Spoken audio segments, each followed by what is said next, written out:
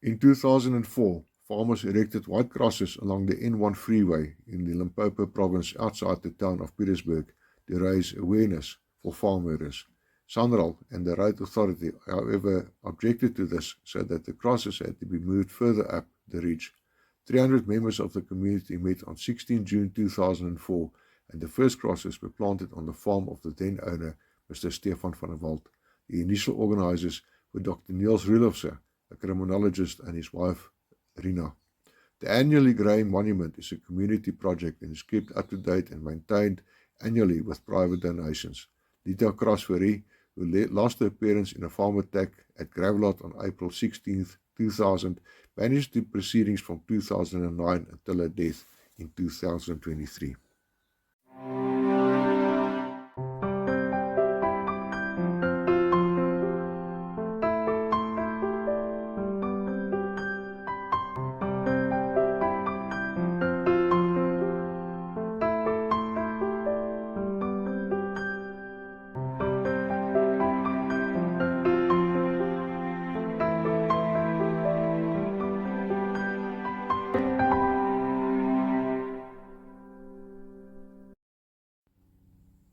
What I'm about to share with you is a piece that I wrote about a year ago.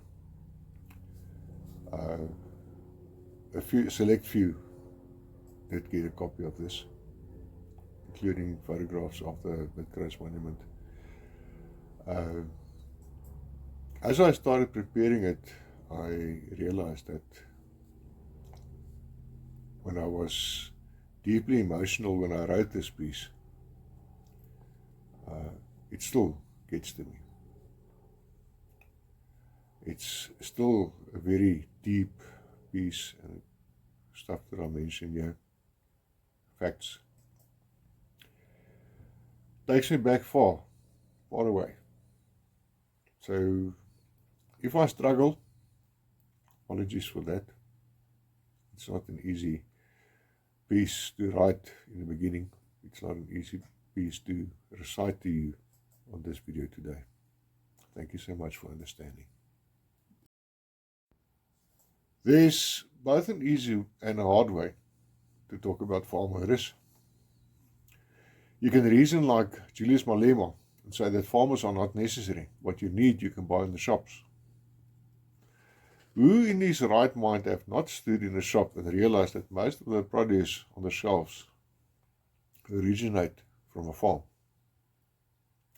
The easy way is to live in denial, which is excusable to a point. But you can also act like the president, Cyril Ramaphosa, and deny that farmers in South Africa are being slaughtered. Genocide is an apt term here. Or you can be of that faction who reasons that it's payback for the slaughter of blacks during apartheid. You can rinse your mouth on social media and approve of farm murders and attacks.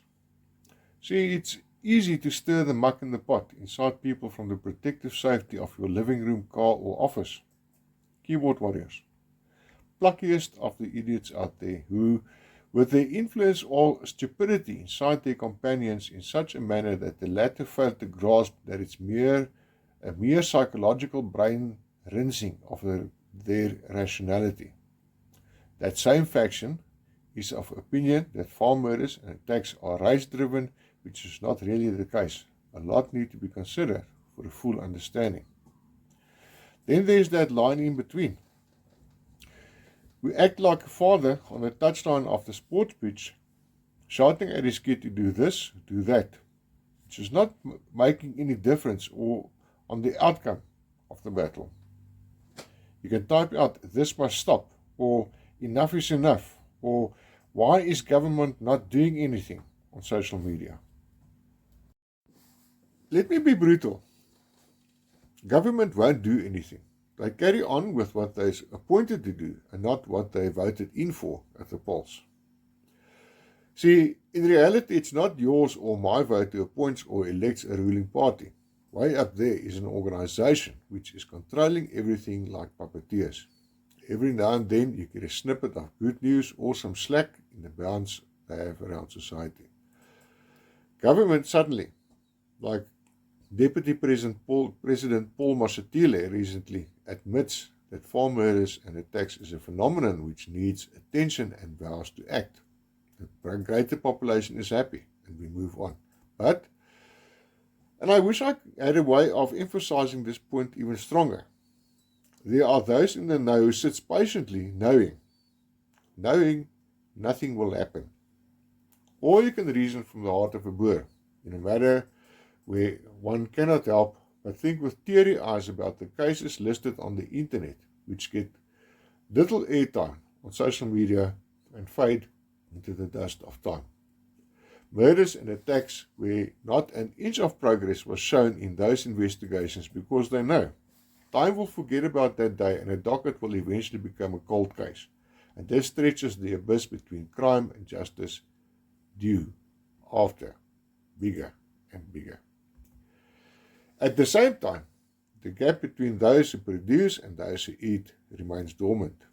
There's an agenda here, the plan of the puppeteers, food shortages, control over the masses, a demonic way to starve the children of God, oppress them to the point where one will fail to think rationally. We sit with a predicament.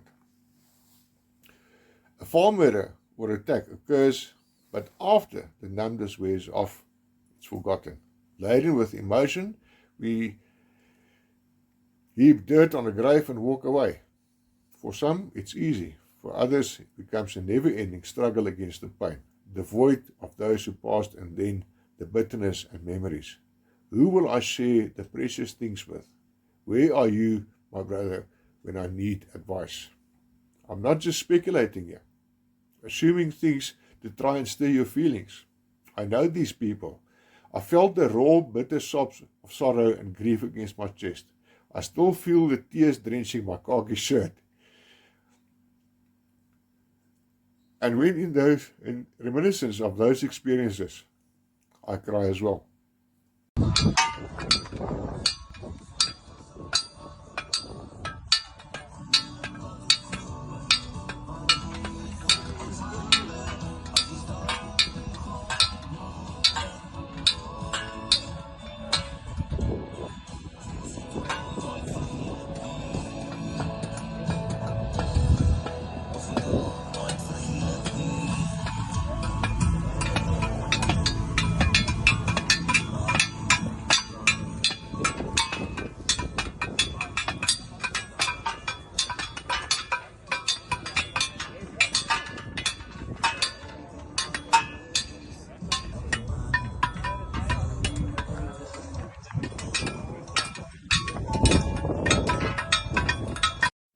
The struggle against it is just as eternal.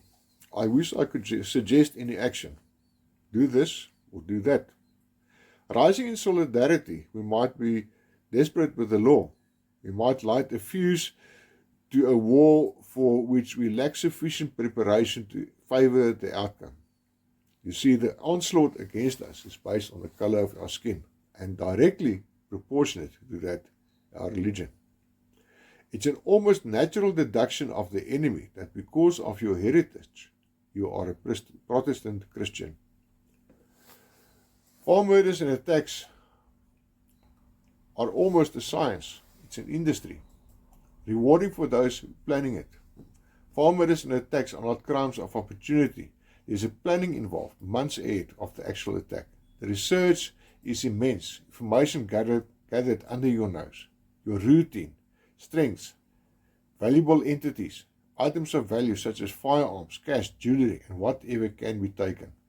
Mapping of routes. If you know how to read these markers, you can tell almost exactly to the time of the attack when it will happen. You see photos posted all over social media and stand dumbfounded about how this could be possible. How can a human do this to another? It's about muti. It's a potion concocted by a traditional healer or a sangoma as we know it in South Africa. Intoxicating substances that changes the one taking it into an irrational animal. The barbarism is driven by muti, spells, spirits, paranormal stuff that makes you cringe just imagining it. For my very first production, Farm Murders and Attacks, I mentioned it. Our battle is not against flesh and blood, but against the powers and principalities of the darkness of this age, and against the spiritual forces of evil in the heavenly realms. Farm Murders and Attacks are part of a much bigger picture of the ancient battle between light and darkness. But darkness will not prevail, for a time will come when the heavens will be alight with the coming of the Almighty God, the ruler and King. I urge you to walk with me, a tough and demanding road. I'll take you to the mining town of Messina in the north, close to the Beitbridge border post, perhaps Tzaneen. At Tzaneen we can visit the graves of the Van Eycks and the Donations. Perhaps you won't realize that we short one grave. One small little toddler body which was hit with such a force where he was seated on his father's lap the moment when the small pickup truck detonated a landmine designed for a tank in battle, that the remains of his 3-year-old body was never found. That far back, you will demand of me with a frown. Yes, and even further back, in those days we called it terrorism. Today, the terrorists deny the reality of farm murders and attacks. I've been busy with a series on YouTube, Farm Murders, a Total Onslaught Against South Africa. Part 3 has been released quite a while ago. YouTube channel rapping me on the knuckles for showing a murder scene, albeit with consent. Part 4 is in the progress, with Part 3 covering murders and statistics up until March 2004. It's a tiring process. You don't just string a few facts together and it's done. Hard, emotional work, but work that needs to be done. Work essential to remind us of the road we've travelled in South Africa. I will leave a link, it's on this channel. Some of my works are in my mother tongue, Afrikaans. Some are in English, to accommodate a growing audience abroad. People who are sympathetic to the plight of our nation. We can drive to the small mining town of Gravelot, where Uncle John and Auntie Bina Cross were brutally tortured and then cold-bloodedly murdered in their house one Sunday afternoon. We can tour through the Lowveld. I'll show you the graves. People I knew, and some even you might have known. We can travel along a lone and dusty road and stop by at those who survived or who was left behind suddenly, unexpectedly. People who were tortured in 5-against-1 struggles while a kettle was boiled to add additional torture to the act. In vain screams for help, only heard later, after the attackers departed. But before we take off, I must warn you. There are children involved. Orphans, as well as those whose names have been carved in granite. Quite a few. Children who then and will never understand the purpose of it all. Children who were dragged into a war because they lived on a farm or with the children of a white farmer.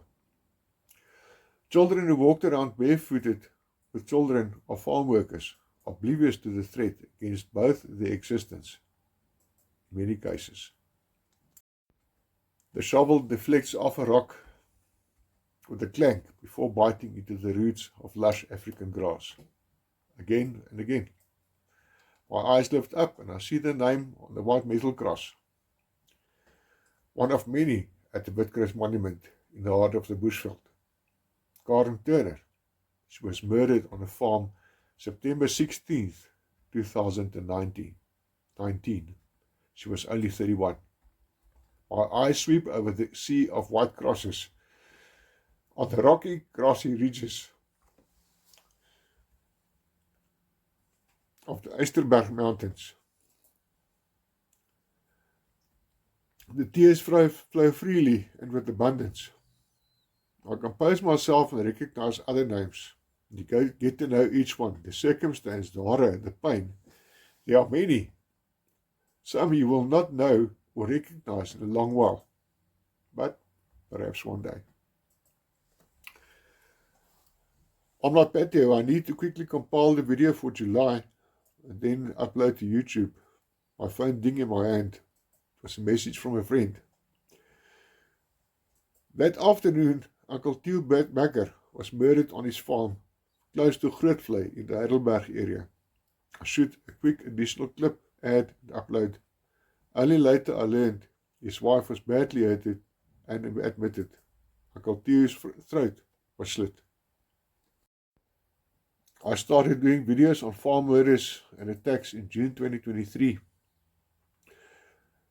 I was looking for something, but I couldn't find it, and I decided to be a voice for farm murders and attacks.